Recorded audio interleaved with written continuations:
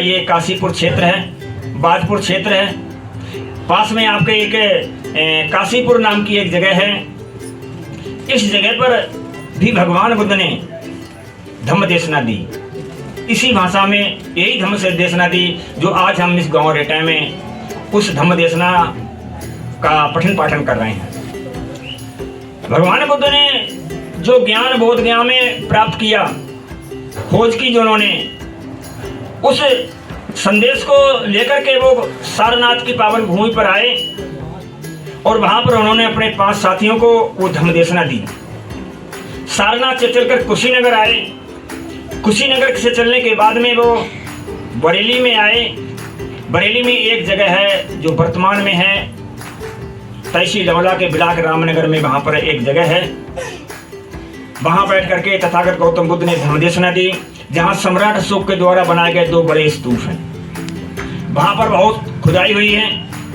पुरातत्व विभाग के द्वारा जो खुदाई की गई है उसमें बहुत सामग्री निकली है। भगवान बुद्ध की बहुत मूर्तियां निकली हैं। उसमें की कुछ मूर्तियां कलकत्ता के संग्रहालय में चली गई हैं। एक मूर्ति बहुत अच्छी मूर्ति है जो आपके पड़ोसी जो जिला है, जिला रामपुर में अंबेडकर पार्क है। अंबेडकर पार्क के पास में संग्रहालय है, उस संग्रहालय में रखी हुई है, आप देख सकते हैं जाकर के। तो भगवान बुद्ध वहां से चलने के बाद में काशीपुर की सर जमीन पर आए और वहां पर आकर के उन्होंने धम्म देशना दी। जिस जगह पर बैठ कर उन्होंने धम्म देशना दी वो जगह आज चैती चौराहे के नाम से जानी जाती है, चैत्य। हमारे यहाँ बौद्ध दर्शन में 3 पूजनीय स्थल माने जाते हैं। पहला बुद्ध विहार होता है जिसमें भगवान बुद्ध की इस तरह से मूर्ति रखी होती है, उसे बुद्ध विहार कहते हैं, पूजा स्थल होता है। दूसरा स्तूप पूजा स्थल होता है जिसमें महापुरुषों के अस्थि अवशेषों को रखा जाता है।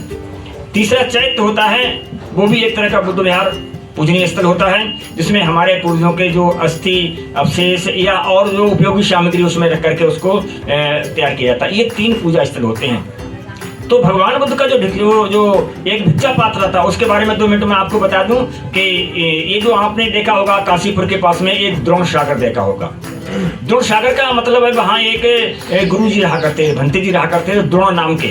बाबा साहब डॉक्टर अंबेडकर के द्वारा जो लिखा गया ग्रंथ है बुद्ध एंड हिज धम्मा, उसमें आप पढ़ के देखेंगे एक द्रोण शब्द आया है। ये द्रोण क्या है? ये द्रोणाचार्य का शब्द नहीं है। ये द्रोण नाम के एक भंते जी गुरु जी थे। तो जब तथागत गौतम बुद्ध महापरिनिर्वाण को प्राप्त हो गए कुशीनगर में, तो वहां पर उनके अस्थि अवशेषों को लेकर के झगड़ा उठ खड़ा हुआ।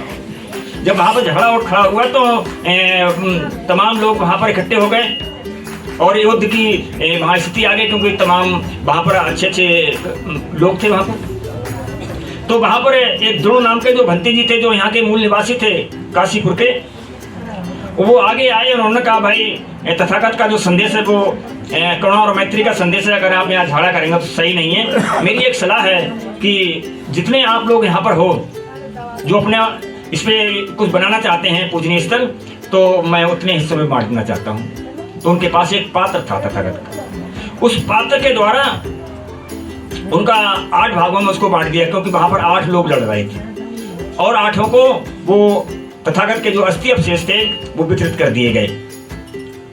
जिससे फिर उन्होंने सोचा भंते जी ने कि हम भी तो अपने यहाँ जाकर के कुछ बनाएंगे।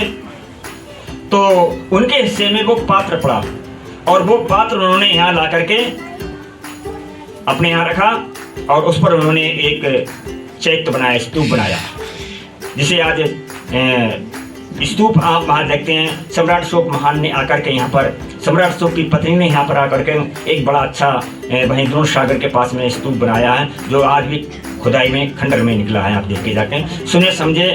तो सच्चाई तो ये है कि पुरातत्व विभाग के द्वारा जो वहाँ पर सर्वे किया गया, जो खुदाई की गई, जो वहाँ पर जो अवशेष मिले बौद्ध दर्शन के अनुकूल, उनको सही प्रकार से पुरातत्व विभाग ने उसकी रिपोर्ट नहीं दी। इसलिए आज भी हमारे लोग उस चीज़ों से अनभिज्ञ हैं।